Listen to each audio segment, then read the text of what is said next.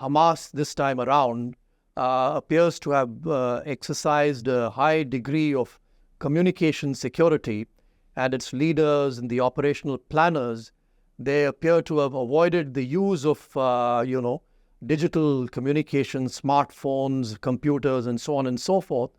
And perhaps they relied on old-fashioned methods of face-to-face meetings. And the net result appears to have been that Israel couldn't pick up any telltale communications in time to stop the attack. Hello and welcome to The Gist on Strategies Global.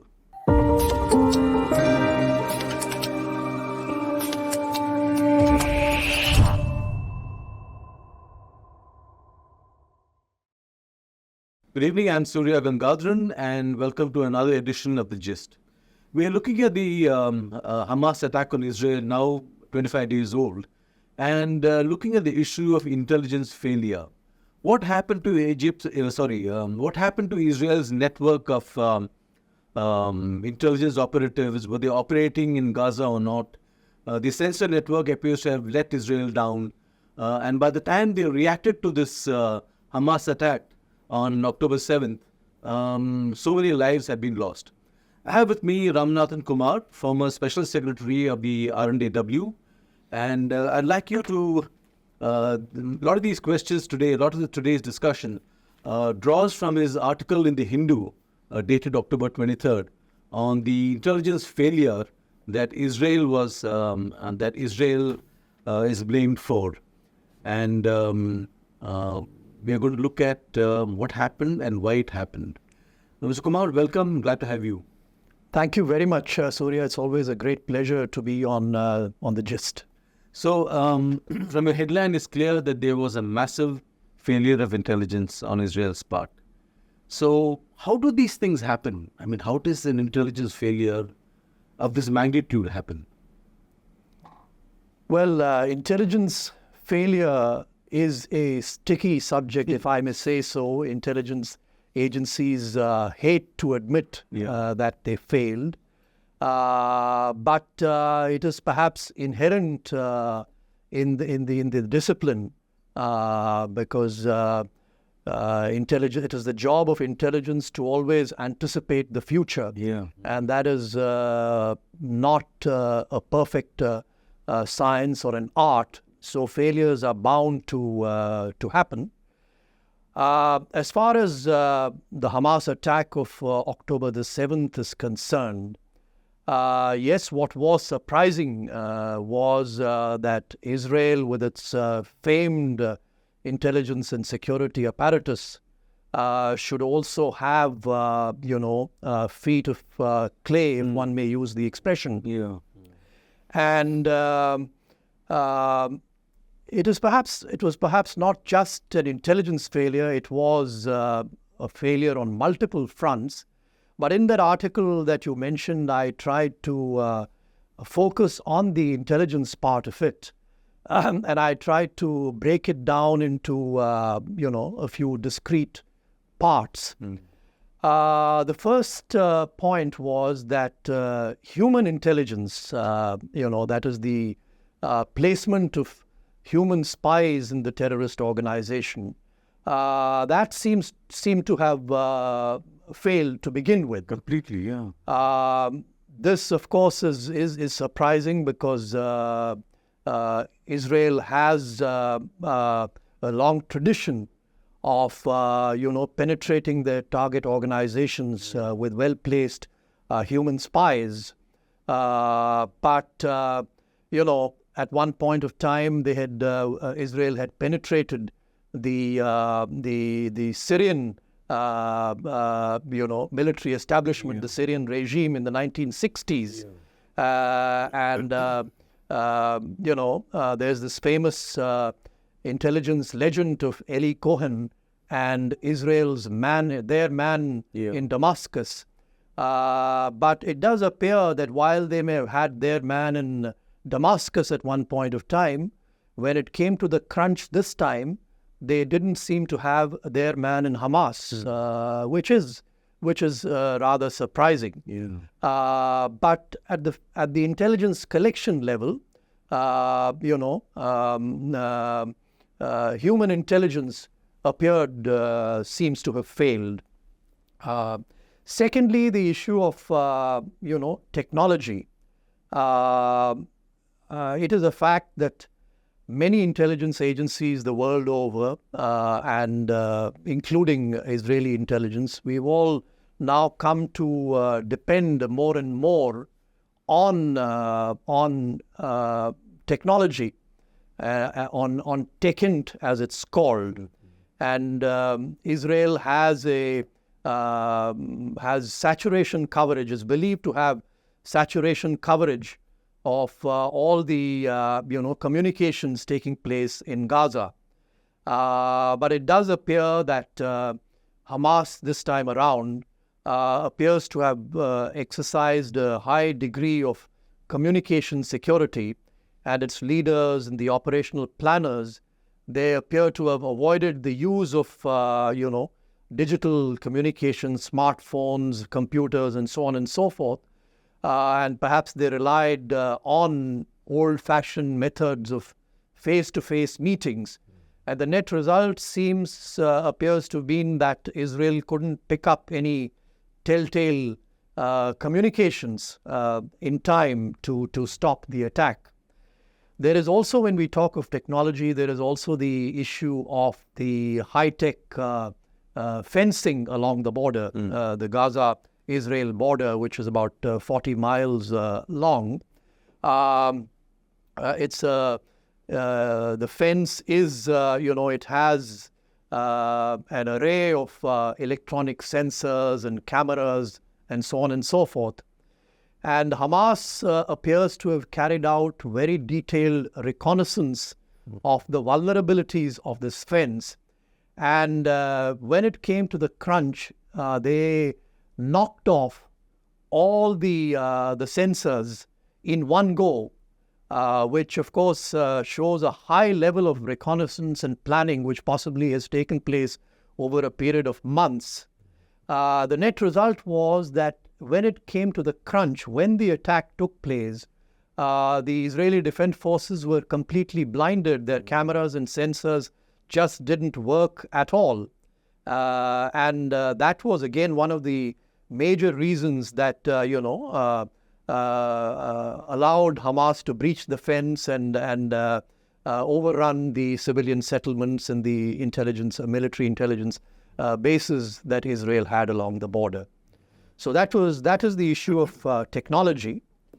And of course, the third and most important aspect of this is the intersection between intelligence and policy. That is always the most complicated and most contentious aspect. And in this case too, it appears that, perhaps on account of the policy preferences of the government of the day, the emphasis that the government placed on what was happening on the West Bank, rather than the Gaza Strip, because the settlements in the West Bank are more important to the ultra right-wing parties that constituted, or that the government of the coalition government of Prime Minister Netanyahu had been dependent on before the constitution of the war cabinet after the attack. For them, what was going on in the West Bank was more important. And, Prime Minister Netanyahu and his advisors have always tended to focus more on Hamas, on Israel, on Iran and Hezbollah as the existential threat to Israel. I think the combined effect of all this seems to have been that Israeli intelligence seem to have taken their eyes off the ball in Gaza, believing that Hamas was a manageable threat, that it had been contained because its behavior had been moderated on account of the fact that it was governing the Gaza Strip since 2007, and also because it was receiving financial assistance from Qatar, etc. And therefore, an entrenched belief or bias appears to have grown in the Israeli system, both among intelligence and among the policy makers, that the Hamas threat was not as serious as the threat from Israel, as the threat from Iran and Hezbollah. And that appears to have, lulled the Israelis into a sense of complacency as far as Hamas is concerned. Now, the manner in which Hamas went about this, you mentioned more of physical interface, less of the digital, use of handheld radios of an earlier era. What does this tell us about Hamas, its structure, its thinking, its leadership? Well, there is this debate about the very nature of Hamas. Is it an Islamic resistance movement, or is it a terrorist organization? From my perspective, I've always maintained that there are a lot of similarities between the Lashkar-e-Toiba and its forerunners, or its alter egos, the Jamaat-ud-Dawa and the Markaz-Dawa wal-Irshad, and Hamas. In fact, the LET patterned itself on Hamas to begin with. They were both formed around the same time. Hamas in 1987 in the context of the situation in Gaza, and the Markaz-Dawa wal-Irshad in the context of the Afghan jihad that was in progress at that point of time. At one point of time, Hamas and the Jamaat-ud-Dawa actually shared a website. People tend to forget this, after the passage of so many years. Representatives of Hamas used to attend the annual gatherings of the Jamaat-ud-Dawa in Muridke. These are documented facts, and there is no dispute on this score. Also, if you look at the founding manifesto of Hamas, it clearly states that there is no solution to the Palestine issue except through jihad. Similarly, the so-called spiritual leader of Hamas, Sheikh Yassin, who was subsequently killed in an Israeli strike, his vision was that he was opposed. Hamas was opposed to the secular nationalist policies of Yasser Arafat and the Palestine Liberation Organization. They were viscerally opposed to any, to a Palestinian state, a secular state, as envisaged by the PLO. And in the vision of Sheikh Yassin and the founders of Hamas, the only solution to the Palestine issue was the establishment of an Islamic state where the Muslims, Jews, and the Christians would live. So the end state that they had in mind was an Islamic state which would come into existence through jihad. And therefore, I think these discussions are about about Hamas being a terrorist organization or not, I think are somewhat academic. And, one can even flip this around a little bit more. I often tend to think as to in Pakistan, there's been talk of the mainstreaming of the jihadi organizations. Some of the past chiefs of the ISI were champions of this philosophy of mainstreaming the jihadi organizations and bringing them into politics. If the Lashkar-e-Toiba were to be mainstreamed, in fact, it had floated a political front, and it got some votes also in the previous elections, but not enough to make any substantial difference. But if jihadi organizations like the Lashkar-e-Toiba were mainstreamed and brought into politics, the organization that they would most resemble, if you ask me, would be Hamas. There would be a core jihadi, a jihadi core. There would be a humanitarian or a welfare or a charitable front, and there would be a political front. But it would be the terrorist organization that gave it muscle, and the end state is clearly the establishment of a state that runs on the principles of Sharia or Islamic law or whatever. So the parallels are rather striking, if you ask me. Yeah. You mentioned that these attacks were a complete surprise to Israel. Israel was blindsided. Obviously, it would mean that this operation has been under planning for many, many months. And I look at the logistics involved in avoiding all kinds of digital communication, meeting physically. There are also risks there and enormous logistical issues.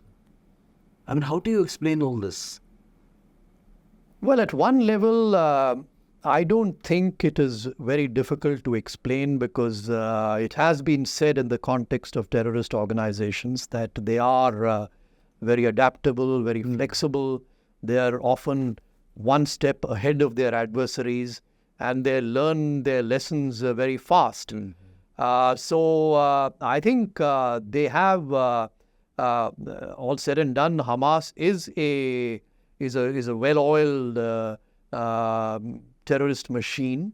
They seem to have studied, Israel's vulnerabilities over a long period of time. And clearly, this is not an attack of this scale and complexity could not have been put together in a matter of days or weeks. There has a great deal of careful planning has gone into it. It is well known that Hamas has an external sponsor in the form of Iran. So there could have been Iranian expertise and advice. And there is also Hezbollah, which is another formidable terrorist organizations. And all these organizations are known to pool their networks together, are known to pool their resources together. Therefore, I think for Hamas to have clearly studied Israel's vulnerabilities and their weak points, despite their overwhelming, technological superiority and military superiority, is not particularly surprising, if you ask me, Surya. And related to that is the other point. I think the political turmoil, the intense political turmoil that had been generated in Israel following the judicial reforms of, the previous Netanyahu government, it had clearly, affected, it was clearly, affecting military preparedness. The reserves, there had been huge demonstrations in which, members of the intelligence and security community, the retired officials and all had participated. Reservists had said that they would not sign up. Pilots, Air Force pilots, had refused to fly their aircraft. So quite clearly, Hamas and other adversaries of Israel were watching all this carefully, and they decided that this was the moment to strike. I think in the intelligence community of Israel, there was concern about this. People did try to ring the bell.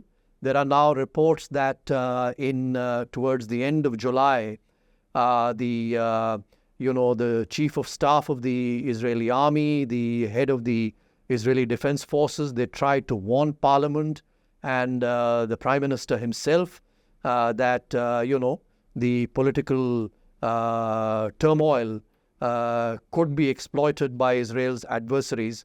But it does appear that, at least on one occasion, the Prime Minister refused to meet the military chief of staff because it was felt that they were needlessly sowing panic. Or it didn't suit them. It didn't suit them politically, that's right. That is another way of putting it.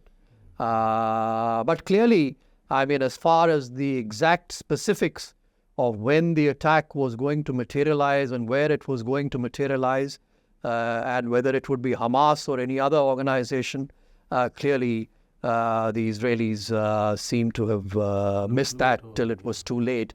And you mentioned the digital communications, etc. In fact, some of the facts that have come out after the attack have a tinge of irony to them.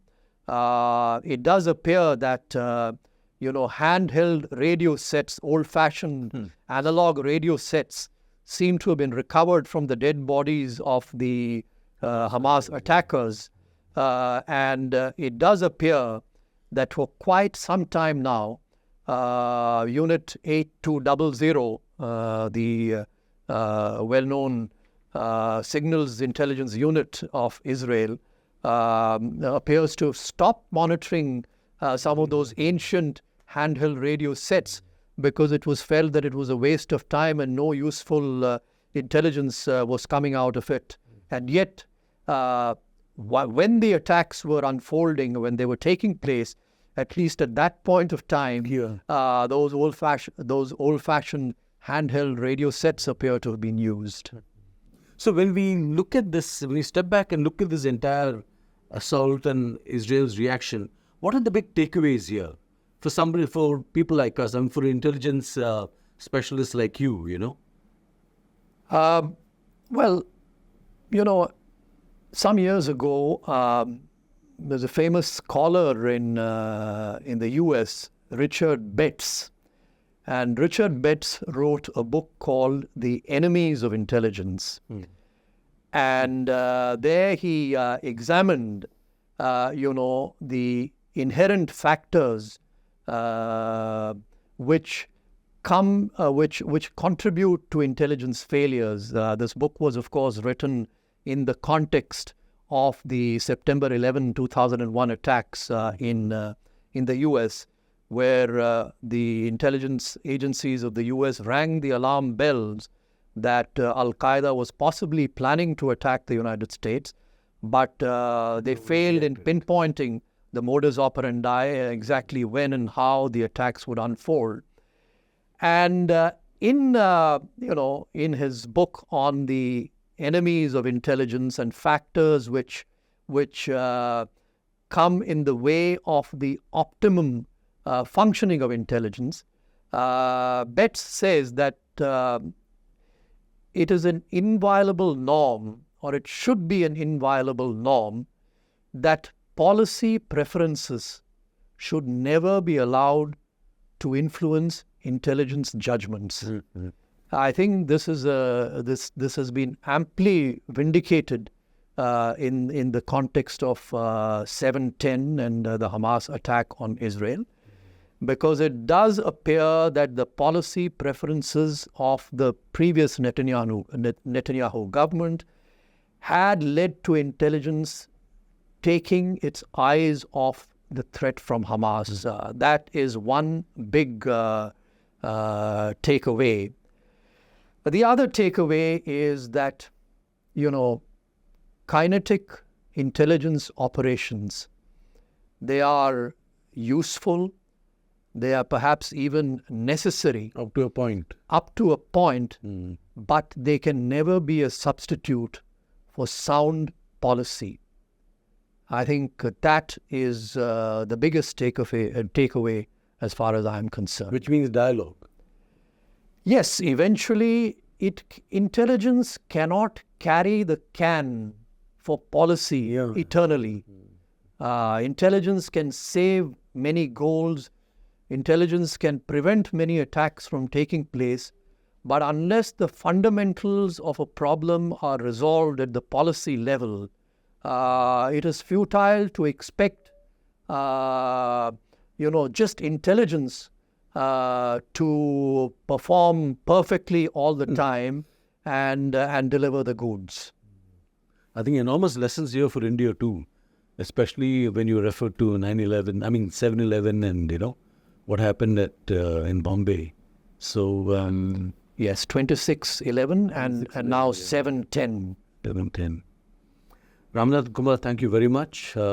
Great insight and perspective on how this attack happened and the takeaways from it. Thank you very much. And I'm sure there's more due to come as the Israeli operation in Gaza goes forward. Thank you very much. That's all we have for you tonight on The Gist.